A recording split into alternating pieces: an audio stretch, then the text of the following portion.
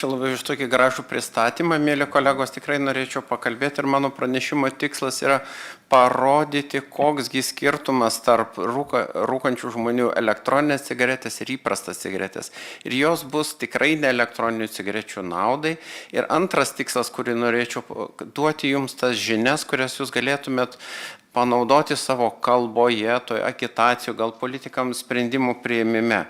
Ir tie sprendimai turėtų būti labai mano supratimu, labai greiti, labai kategoriški ir aš pritariu profesoriui Sauliui, kuris sako, kad jokių būdų negalime delsti, nes mes kovojame jau antrą kovą, o norime žinoti, kas bus ateityje, pažiūrėkime, kas buvo praeitie, kaip Konfucijus sakė, tai truputį žvilgtelkim, o tas mūsų priešas, oponentas, tabako pramonės, taigi jis jau patyręs, jis jau praėjo tą kovą ir dar geriau pasirengęs ir dar žiauresnius metodus naudoja, ką kalbėjo prieš tai buvę kolegos. Tai aš trupučiuką paskaitysiu netgi kai kurios dalykus. 1994 metai 7 didžiausių JAV tabako bendrovių vadovai kongrese priesaiką teigia, prisiekia, kad nikotinas nesukelia jokių priklausomybių, nors vidiniai jų dokumentai jau 25 metus sakė, kad ta priklausomybė yra.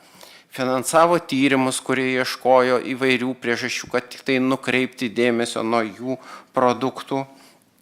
Ir tik kai atsirado neginčiami įrodymai, jie galbūt atsimena, tai ypač turbūt profesorius Robertas atsimins, bet aš tai gerai prisimenu, kad buvo įvedamos taip tikros light, mild cigaretės, atseit švelnios, lengvos, tai buvo irgi visiškas smulkinimas, tie taip produktai buvo dar blogesni didelė prasme dėl to, kad atseit lengvesnės cigaretės būdavo dažnesnis kvėpavimas, gilesnis kvėpavimas ir adenokarcinomų, tai yra kitokio plaučių vėžio, kuris buvo visiškai jau kitoks, pandemija darosi. Ir iš tikrųjų dabar to plaučių vėžio kitokios formos yra dar daug daugiau negu tradicinių. Ir tik tai 1998 metais po teismų procesų buvo pripažinta, kad tai yra tiesa, kad tai yra kenksmingas poveikis. Tai dabar kodėl kalbu apie tos istorinius dalykus? Kada kalbėjom apie įprastą rūkimą, tai atsirandagi mokslininkų dėja, kurie pasakys, kad viskas tvarkoj, viskas čia gerai. Kodėl? Tai yra finansinė nauda. Suprantama, kad mes kovojam su industrija, kuri valdo milijardus lėšų. Tai dabar pasižiūrėkime, jau rodau publikacijas, kurios elektroninių cigarečių priklausomai nuo to, ar buvo vaistų, tabako pramonės finansuojami ar ne. Ir tabako pramonės finansuojami vienareikšmiškai sako, žiūrėkit, 85 procentai, kad viskas, jokios žalos nėra. Ir tik atsiranda vienas kitas mokslininkas, kuris sako žalingas dalykas. Pasižiūrėkime, kaip apsiverčia viskas nuo visiškai priešingą pusę, kada nėra finansavimo, kada yra mokslinės institucijos arba valstybės finansuojami tyrimai vyksta ir nėra jokios įtakos tabako pramonės. 95 procentai sako, kad tai yra žalingas poveikis ir tik tai pavieniai sako, kad nepakanka duomenų teikti. Labai keletą žodžių, kad kada kalbam apie elektroninės cigaretės, šiek tiek greta yra kaitinamasis tabakas. Tai aš kalbėsiu tik apie nepriklausomus tyrimus, kurių idėja atseit yra ta šito kaitinamo tabako, kad susidarytų garas, o ne dūmas, bet faktiškai susidaro ir dūmas apie visas medžiagas, kurios susidaro kaitinant tabaką ar elektroninės cigarečių skystį, jau labai išsamei buvo kalbėta kolegų. Aš tik pasakysiu dar vieną dalyką, kad daugelis medžiagų susidaro net ir tų, kurios nėra pažymėtos, nes degant šitiems produktams susidaro medžiagos, kurios net nėra pažymėtos, nes naujos medžiagos visiškai formuojasi. Ir daugelis iš jų yra kancerogenai. Ir daugeliu atveju ta koncentracija, kaip buvo kolegų sakyti, yra daug didesnė negu rūkant įprastinės cigaretės. Dabar kalbant apie elektroninės cigaretės, tai visos tos medžiagos yra jau pasakytos. Taip pat vėl noriu akcentuoti, kad tabakas gali būti tiek natūralus, tiek sintetinis. Visokie garai, visokios medžiagos yra ir formuojantis, degant šitiems produktams susidaro daug kancerogenų, apie kuriuos net skaitydami, jeigu jau būtų išsami instrukcija ir sudėtis, jūs nerasit, nes bedegant susidaro naujos medžiagos. Dabar pasižiūrėkim, koks žalojantis poveikis yra tiek tabako, kaitinama, tiek elektroninių cigarečių plaučiams ir kvėpavimo takams. Jis yra daug didesnis negu įprastų, nes susidaro daug plačiau sklindantis aerozolis, kuris sudaro tą žalojantį poveikį daugelį plaučių ir bronchų vietų ir nevardinsiu jūs gal šituos mechanizmus, kurie labai svarbus yra. Parodysiu gal vizualiai. Taip atrodo plaučių audinys normalus, matote. Taip atrodo normalus broncho epitelis. Vėliau parodysiu, kaip atrodo tabako rūkymo pažeistas. Štai šitos ląstelės, kurios vadinamos alveoliniais makrofagais, tai galėčiau apibūdinti, kad tai yra policininkas, muitininkas vienu metu ir dar viena funkcija, tai šiukšliavežys, čia gerąja prasme, nes jis surenka įkvėptas daleles, sunaikina mikroorganizmus, pažįsta svetimus ir tokią funkciją atlieka. Bet rūkant, kaip mato, tas pats alveolinis makrofagas prisirijęs to degimo produktų ir jis nebegali vykdyti policininko funkcijos, muitininko funkcijos, jam tenka vykdyti kitai šiukšliavežio funkciją.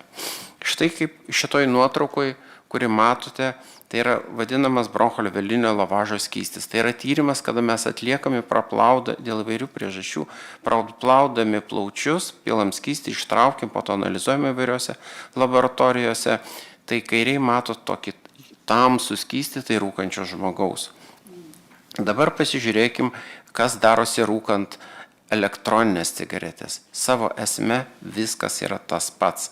Ten yra tie patys lipidai, kuriuos jūs matot, tos pačios medžiagos, tik tai jų poveikis yra dar blogesnis, nes jis yra daug įvairesnis poveikis. Štai įprastų cigarečių sukeliami plaučių pokyčiai, štai atrodo elektroninių cigarečių sukelti plaučių pokyčiai. Tai yra, mes nekalbam apie tai, kad jos yra saugesnės, jos nėra saugesnės, jos yra daug žalingesnės. Kas vyksta toliau? Kvėpavimo takuose geltonai pažymėtos ląstelės atsiranda daugiau gleivės gaminančių ląstelių, mažiau gaunasi taurinių ląstelių, mažiau virpamųjų ląstelių. Vienu žodžiu, tie tokie galbūt neaiškus jau žodžiai, kuriuos aš miniu, bet jie sako, kad plaučių ir bronchų ląstelės pasikeičia. Pasikeičia jų struktūra, genetinė visa informacija, ilgainiui pasikeičia ir funkcija. Pažiūrėkim, kas darosi pačiame plaučių audinyje. Apibraukta vieta, pažymėta yra santykinai sveikas plautis, kitose vietose yra pūslės, tai yra suplišinėjęs plautis ir ta vieta, kur nevyksta normaliai dujų apykaita, nes mažiau audinio, mažiau galimybės deguoniai iš alveolės patekti į kraujotaką. Patys smulkiausi kvėpavimo takai irgi labai stipriai pažeidžiami. Čia žaliai apibraukta, jūs matote, normali bronchiolė, tai yra pats smulkiausias kvėpavimo takų segmentas, tai yra, kuriais keliauja oras iki alveolių, jis normaliai atrodo taip. Visi kiti variantai rodo pažeidimą, tiesioginį rūkymo sukeltą pažeidimą, kada plyšiniai jungtis, kaupiasi gleivės, darosi uždegimas. Buvo kalbėta dar ir apie plaučių vėžį. Neabejotinas poveikis.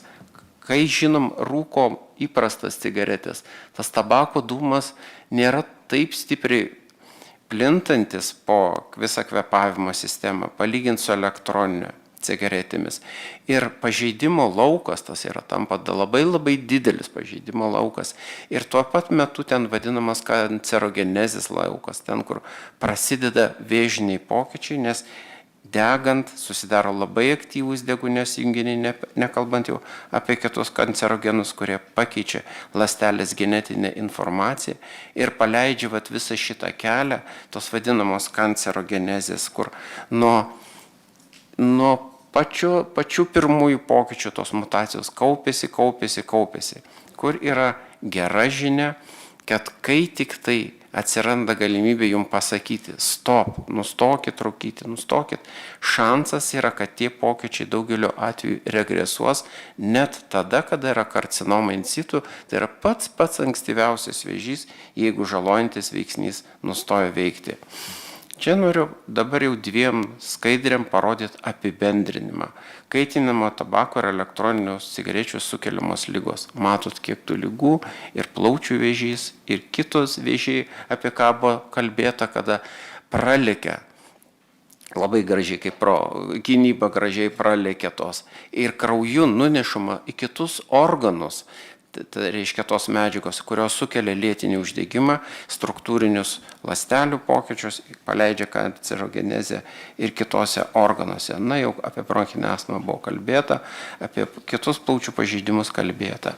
Dabar dar jau paskutinė praktiškai skaidrė, kuri apibendrina, kiek daug ūminių ligų plaučių, kiek daug lėtinių plaučių ligų. Tai yra daug daugiau tų ligų, negu girdite apie tuos popkorno plaučius ir kitokius pažeidimus. Tai yra daug didesnis spektras ligų ir daugeliu nežinia, kaip gydyti, palyginti su įprastomis cigaretėmis. Ir dar vienas mitas, kuris yra net ne mitas, o akivaizdus ir žiaurus melas, apie kuris jau seniai žinoma, kad elektroninės cigaretės yra gera priemonė metanti pagalbą, metantiems rūkyti. Tai yra netiesa. Tai ne tik, kad nepadeda rūkyti, mesti, bet skatina rūkyti ir įtraukia tą rūkimą. Todėl baigdamas noriu pasakyti, kad mes turime kovą su, reiškia, iš tikrųjų drakonu, net ne vilko avinėlio kailyje. Ir todėl metodai vyriausybių, Seimo ir visų kitų turi būti tikrai drakoniški, jeigu norim ką nors sustabdyti. Ačiū labai.